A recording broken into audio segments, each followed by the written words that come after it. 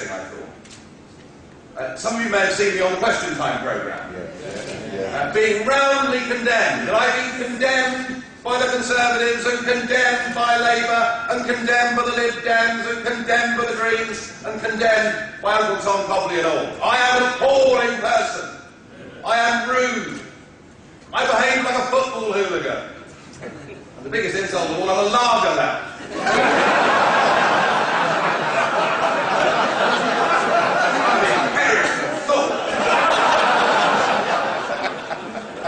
But isn't it interesting how the political class have all ganged up to condemn me?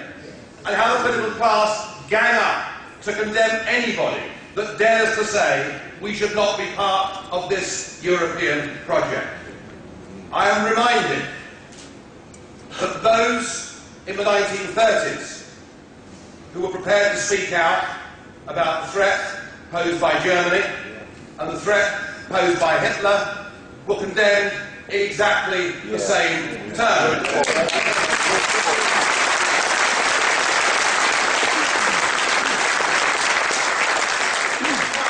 The entire political class said we mustn't be nasty to that nice Mr. Hitler who's doing such a wonderful job. It seems hard to believe, but it's true. Noel Coward rather summed it up, didn't he, with the song, "Don't let's be beastly to the Germans," and now I'm being told, "Don't let's be beastly to the Belgians."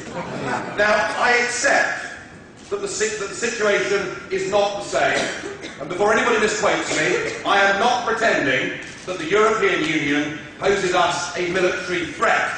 Certainly not with Baroness Ashton in charge.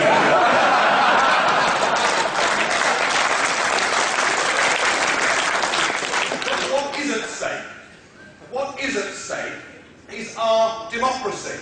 What is at stake is our right of self-government. What is at stake is our ability to be the masters of our own destiny through the ballot box. What is at stake is something that those that went before us thought was so important that twice in the 20th century they were prepared to risk and in many cases give more than they had to defend. It is that that has been given away by a career class of politicians in Westminster, and that is why we must fight them.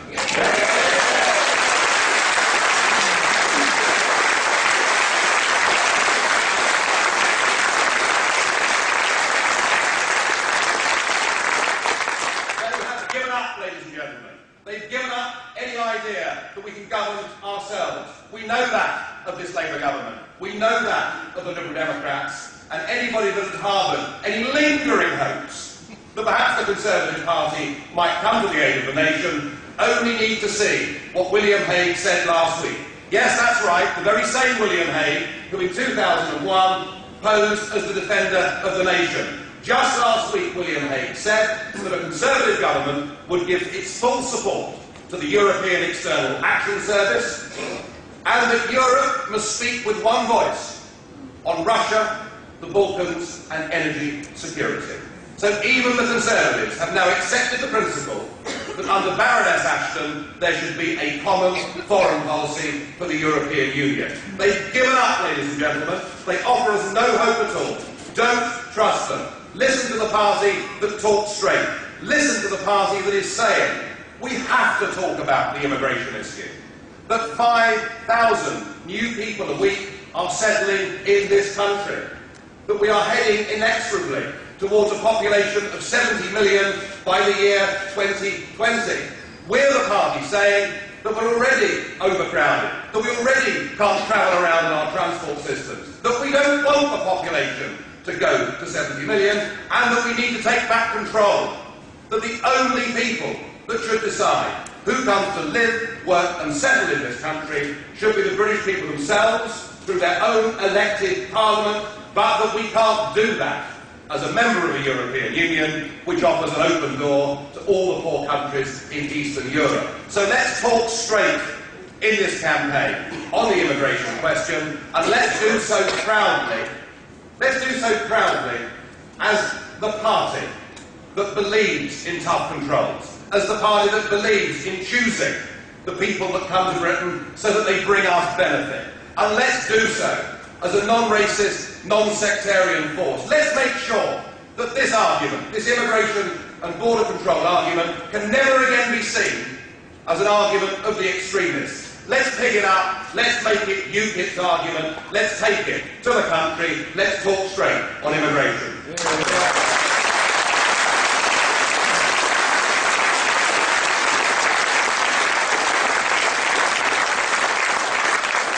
Let's talk straight on the economy. There have been 850,000 public sector jobs created since Blair came to power in 1997. Let's talk straight. We can't afford to go on like this. No. We need massive cuts in the public sector. Yes, it will be painful, but we need massive cuts in the public sector. We need massive cuts in our bureaucracy, and a very good place to start cutting would be these vast, overbloated, expensive quangos.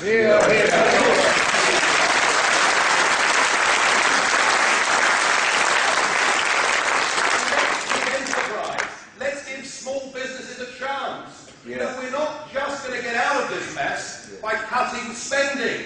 We need to stimulate growth. But no one's talking about stimulating growth. Only UKIP can offer a package that would help stimulate growth in small and medium-sized businesses by getting rid of thousands of unnecessary, intrusive EU directives that actually prevent small employers from taking people on. Let's free up British business, let's get rid of those regulations, and let's abolish employers' national insurance, which literally is a tax on jobs.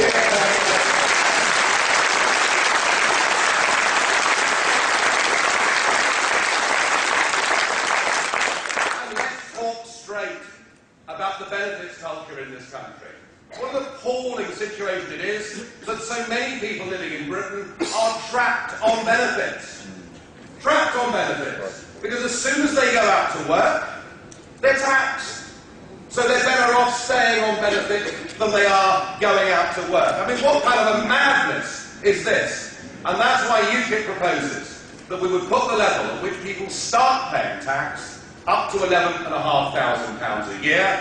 Nobody working on minimum wage would pay tax under our proposal. Hundreds of thousands of people would be incentivised to get back to work and to win back for themselves not just money, but pride and self-respect. I really believe in that.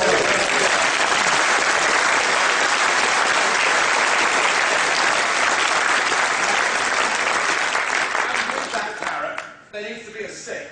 And the stick needs to be that for those that are able-bodied and able-minded, living off unemployment benefit should not be a lifestyle choice, and that for people who persistently refuse to look for work or take work, we would like to ask them in return to give some service and some work back to society. It's called workfare. I have no doubt some people will howl and scream. I think it would concentrate wonderfully the minds of those who think living off unemployment benefit is a lifestyle choice. It simply can't be, but somebody, ladies and gentlemen, somebody needs to talk straight, and we're prepared to talk straight on that issue.